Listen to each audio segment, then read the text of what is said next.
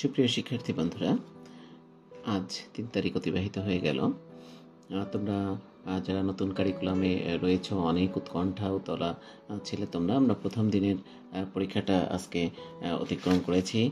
তো আশা করি তোমাদের একটা নতুন অনুভূতি আজ কাজ করছে এবং নতুনভাবে তোমরা অনেক কিছু বুঝতে পেরেছো।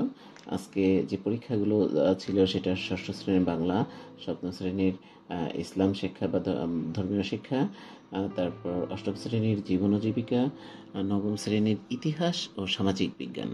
এই যে বিষয়গুলো তে তোমরা অবতীর্ণ হলে আমার মনে হয় যে তোমরা সবাই নতুন একটা এক্সপিরিয়েন্স পেয়েছো, নতুন একটা অনুভূতি পেয়েছো এবং নতুন একটা টাস্ক পেয়েছো। পরীক্ষা সংক্রান্ত যে ধারণা আমাদের মধ্যে ছিল সেই ধারণা অনেকাংশেই পরিবর্তিত হয়ে গেছে। এই ভিডিওর শুরুতেই আমি আল্লাহ তাআলাকে শুকরিয়া জানাই এজন্য যে আমি তোমাদের গাইডলাইন দেবার জন্য যে সাজেশনগুলো করেছিলাম, অর্থাৎ যেভাবে গাইডলাইন দিয়েছিলাম, আজকের যে পরীক্ষা হয়ে গেছে এর প্রতিটি ক্লাসের প্রতিটি বিষয়ের সেম গাইডলাইনেই প্রশ্নগুলো হয়েছে। এটার খুব বেশি ব্যত্যয় হয়নি। কিছু রদবদল, কিছু চেঞ্জ, বই থেকে একটা ঘটনার বিবরণ সেটা একটু ভিন্নভাবে এসেছে, ভিন্ন ঘটনার অবতারণা হয়েছে। সেটা আমি আগেই বলেছিলাম যে এখানে চেঞ্জ আসতে পারে। এছাড়া আমরা যে একক কাজ এবং লিখিত যে অংশটা ছিল সেগুলো একদম যে সাজেশন বা গাইডলাইন আমি দিয়েছিলাম সেই গাইডলাইনের ভেতর থেকে এসেছে। এই জন্য শুকরিয়া জানালাম আল্লাহ তাআলাকে। আর তোমাদের জন্য শুভকামনা, শুভেচ্ছা। তোমরা অনেকেই ভিডিও দেখেছো, কমেন্টস করেছো, আমাকে উজ্জীবিত করেছো, উৎসাহিত করেছো। আর তারই সূত্র ধরে আগামী পরীক্ষার ষষ্ঠ শ্রেণীর ইংলিশ বিষয়ের একটি গাইডলাইন তোমাদেরকে দিতে যাচ্ছি। তো চলো শুরু করা যাক আজকের ক্লাস। এখানে দেখো আমি লিখেছি ষষ্ঠ শ্রেণী ইংরেজি। সিলেবাস ছিল হলো পৃষ্ঠা ১ থেকে পৃষ্ঠা ৬০ পর্যন্ত সর্বমোট ৪টি এক্সপিরিয়েন্স বা ৪টি অভিজ্ঞতা এখানে রয়েছে। এই ৪টি অভিজ্ঞতায় তোমরা অংশ নিবে। ৭টি অভিজ্ঞতায় তোমরা অংশ নিবে।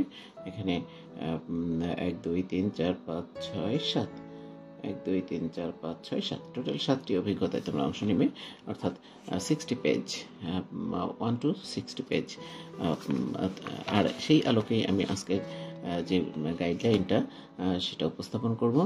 তো তোমরা যেহেতু জানো যে আমি কিভাবে এই গাইডলাইনটা দিচ্ছি বা কিভাবে তোমরা ফলো করবে, পৃষ্ঠা নাম্বার তোমরা ফলো করবে, সেভাবেই অন্যান্য সাবজেক্টের মতোই ইংলিশটাও তোমরা ফলো করবে এবং আশা করি যে এই গাইডলাইন থেকে তোমরা এই পরীক্ষাতে, অর্থাৎ আগামী পরীক্ষাতেও দারুণভাবে একদম শতভাগ ইনশাল্লাহ তোমরা এই গাইডলাইন অনুযায়ী তোমরা প্রশ্ন পাবে বা সেই মূল্যায়ন সেভাবে হবে। এই জন্যই হবে আমরা এই গাইডলাইনে শিক্ষার্থীকে বই পড়তে উৎসাহিত করছি এবং বইয়ের প্রত্যেকটা বিষয়কে আমি যেটা চেষ্টা করেছি আলাদা করে দেওয়ার জন্য। তো তোমরা সেটা ফলো করেছো এবং ভালো করেছো আশা করি। তো আমরা তারই ধারাবাহিকতায় চলো দেখে নেই যে ষষ্ঠ শ্রেণীর যে গাইডলাইনটা সেটা কেমন রয়েছে। তো এখানে শুরুতে রয়েছে ষান্মাসিক সামষ্টিক মূল্যায়ন ষষ্ঠ শ্রেণী ইংরেজি, যেটা ইতিমধ্যে বলেছি যে এখানে সর্বমোট 7টি অভিজ্ঞতায় আমরা অংশ নিচ্ছি। তো একক কাজ, এখানে একটা কথা বলে রাখি যে আজকের মূল্যায়ন থেকে তোমরা যে বিষয়টি অনুধাবন করেছো, এটা আমিও করেছি, তোমরাও করেছো, যে এই একক কাজগুলো আর এই লিখিত পরীক্ষা, একক কাজ এবং লিখিত পরীক্ষা এই দুইটি বিষয় একই বিষয়, অর্থাৎ একক কাজগুলোই কিন্তু খাতায় লিখতে হচ্ছে বা সেটা লিখিত পরীক্ষা হিসাবে বিবেচিত হচ্ছে। তোমরা যেটা লিখেছ, যে 16 পৃষ্ঠার যে খাতাটা, সেই খাতাটায় লিখেছ, সেটা ওই লিখিত পরীক্ষা বলেই বিবেচিত হচ্ছে। অর্থাৎ সেই ধারাবাহিকতায় বা আজকের প্রশ্নের আদলে আমরা বলতে পারি যে 3টা পার্টে আমরা অংশ নিচ্ছি। একটা জোড়ায় কাজ, আর একটা হলো দলীয় কাজ, আর একটা হলো একক কাজ, যেটার ভিন্ন নাম হলো লিখিত পরীক্ষা। তো তো এখানে একক কাজের জন্য ক্লাস 6-এর যে ইংলিশ বিষয়টা রয়েছে সেখানে কি কি রয়েছে চলো আমরা আগে একটু সেটা দেখে নিই। এখানে দেখো, একটু আমি জুম করে দিচ্ছি তোমাদের সুবিধার্থে, দেখার সুবিধার্থে। এখানে রয়েছে একক কাজের page number 7 1.6, page number 12 1.9, page number 15 2.2, page number 18 2.5, page number 19 2.6, page number 39, page number 5.2, page number 44 6.2, page number 54 7.4, page number 58 to 60। এই পেজগুলো তোমরা ভালোভাবে পড়বে, তাতে তোমাদের একক কাজ এবং লিখিত অংশ এটার জন্য দারুণভাবে সাপোর্ট করবে। এরপরে রয়েছে দেখো জোড়ায় কাজ। জোড়ায় কাজের জন্য তোমরা যেভাবে প্রিপারেশন নেবে সেটা দেখো। জোড়ায় কাজের জন্য তোমরা প্রিপারেশন নেবে page number 2, page number 4 5 6 7 1.7, page number 8 1.8, page number 10, page number 13 1.11, page number 15 2.1, page number 17 2.4, page number 18 2.5, page number 22 3.5, page number 23 3.4, page number 34, page number 4.3, page number 41 5.6, page number 44 6.2, page number 45 6.3, page number 45 46, page number 54 7.3 7.4, page number 58 59 60। এই পেজগুলো তোমরা যদি ভালোভাবে পড়ো তাহলে এই জোড়ায় কাজের যে বিষয়গুলো আমরা দেখতে পাচ্ছি পরীক্ষায় আসবে সেই বিষয়গুলোর মধ্যে থেকে ইনশাআল্লাহ কভার করবে। যেহেতু এটা আমি অনেক সময় নিয়ে এবং বইটাকে খুব ভালোভাবে দেখে ঘেটে এটা তৈরি করেছি, কাজেই এর বাইরে থেকে ইনশাআল্লাহ আসবে না। এরপরে রয়েছে দলীয় কাজ, যে কাজটা সবচেয়ে ইন্টারেস্টিং। আজকে আমরা যেটা দেখেছি, তোমরা সবাই খুবই খুবই খুবই উজ্জীবিত ছিলে এবং দারুণভাবে তোমরা দলীয় কাজগুলো করেছো, আনন্দের সাথে করেছো।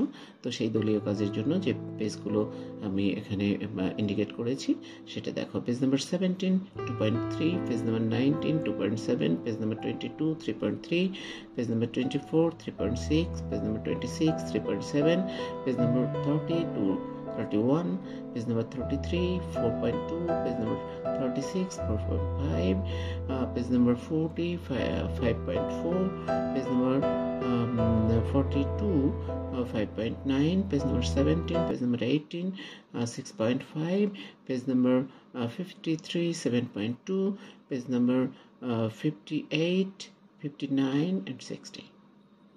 এই পৃষ্ঠাগুলো তোমরা যদি ভালোভাবে রিডিং পড়ো, শুধু এখানে অনেকগুলো বিষয় রয়েছে, মজার বিষয়, বিশেষ করে যে